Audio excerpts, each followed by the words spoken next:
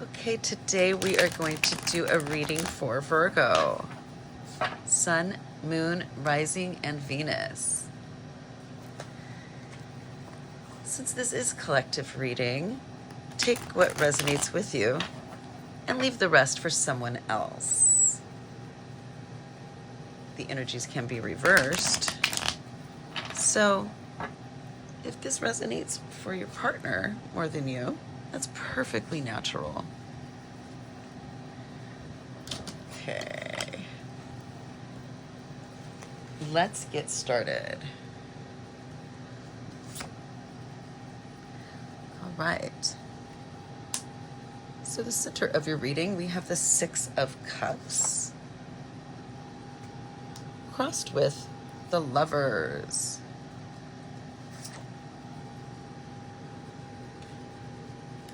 Crowning. We have the King of Swords. Root. The Devil. The recent past, we have the Ten of Cups. Near future. Five of Swords. In your self position, Ace of Swords. Environment, Four of Pentacles. Hopes and fears, we've got the Three of Wands. And let's see, for your outcome, the Queen of Wands. Let's see, bottom of the deck, High Priestess. Wow, what an amazing reading. Let's get started. So Virgo, the Six of Cups here. Well, the Six of Cups is about nostalgia, childhood memories, past relationships, could be emotional imprinting. There's a deep emotional tie, some unfinished healing, probably involving someone of the past. Now, your obstacle, or what's crossing, is the Lovers. Virgo, a key relationship is the central theme. You have some choices, an alignment or disharmony, facing a decision. So in your conscious mind, the crowning position, you have this King of Swords. This means that, well, you have been seeking clarity, truth, coming up with some strategy.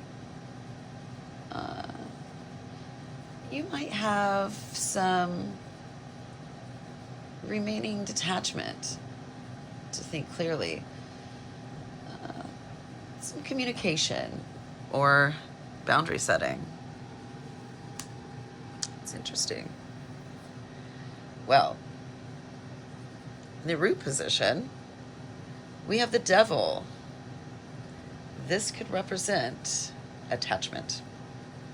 Sometimes the Devil represents obsession or emotional entrapment.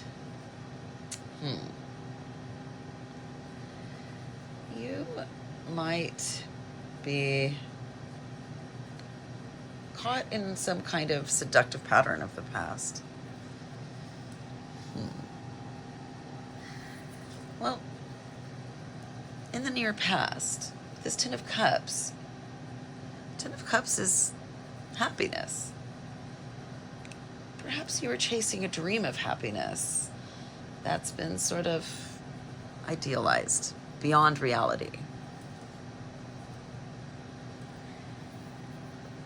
In near future, you've got the Five of Swords, which in general is conflict or betrayal. Maybe incoming clashing of ideas. Maybe you've been asserting some truth or trying to maintain peace. Well, the Ace of Swords in your self position, this is great. It's a breakthrough.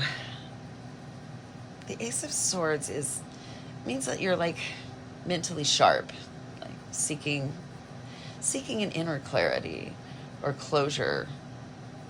It could be you've been participating in some new type of communication. Maybe declaring independence. Now, in your environment, the Four of Pentacles, well, someone is guarded, emotionally or financially, spiritually. Someone is withholding support. And maybe they are exhibiting some external rigidity or sternness, I would say. Now, in your hopes and fears, this Three of Wands, generally this card is awaiting. Maybe you're waiting and fearing your efforts won't materialize. You're afraid that you've done the work and perhaps you might not be getting what you've been working towards.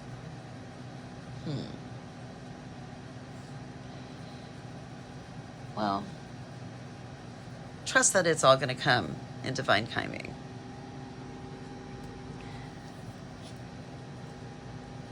The Queen of Wands. The Queen of Wands as an outcome is great.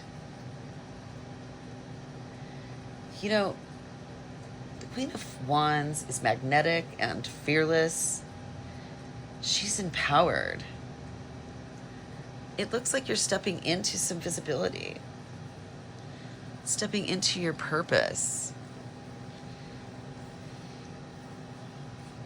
You have confidence right now. Your shadow work leads to some unapologetic expression, perhaps. Well, we have the High Priestess on the bottom of the deck. So there's something internal, not external, that has really received some sort of knowingness.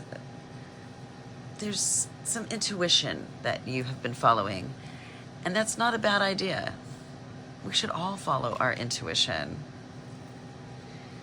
So, well, this looks like a karmic turning point between some past emotional ties and future empowerment. So, the lovers and the devil.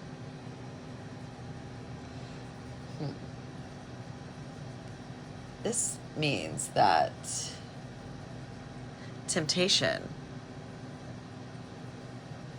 is turning into transformation. Maybe you made some decisions that felt a little impulsive, that you, well, I guess maybe regretted. Maybe you felt like mistakes or something. But they weren't all bad. The outcome of that is, learning. maybe you invested in something that wasn't whole. Perhaps you didn't put your entire self into it, or somebody else wasn't fully prepared to give you what you had committed to. And with this Ace of Swords and this King of Swords, well, you've got the tools to cut the cords for sure. You should speak your truth and realign.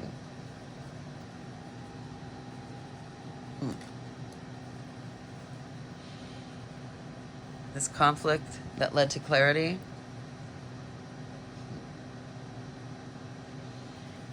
there's a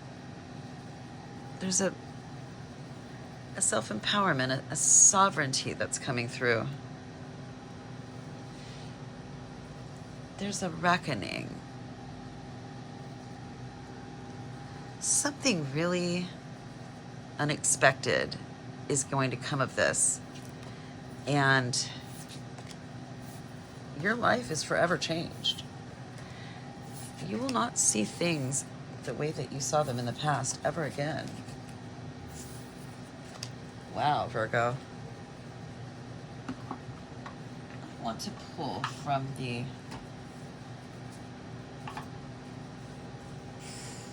Urban Crow deck for you. Let's get a message from the ancestors. See what you should be working on right now. Maybe something that you haven't seen.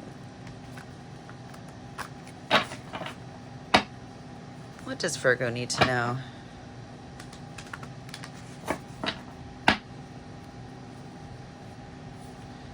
What does Virgo need to know? Soar. All right. Soar. Soar.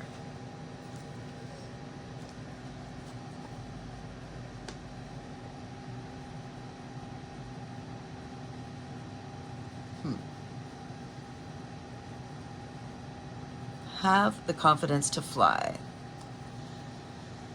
Get up, open your wings, and feel the supportive wind carry you to your destination.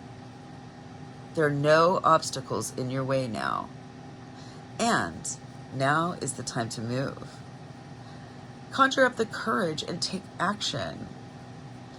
Soar brings a rush of energy and an open channel to receive the information needed to progress quickly with confidence towards your goal. It is this space that holds it is this space that blocks are removed and events flow beautifully as you sail into success. What an amazing message. Well, Virgo, I really hope this helps you. And if you'd like a personal reading, my email is in the description box. I've really been enjoying these beautiful, beautiful bracelets that I got from Otter Spirit.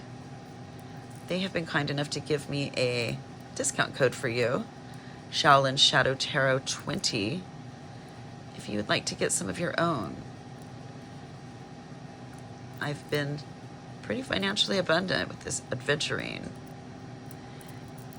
and feeling protected by these natural stones and knowing that my contribution is going to save the otters feels pretty good. Thank you so much for joining me, and I really hope this helps.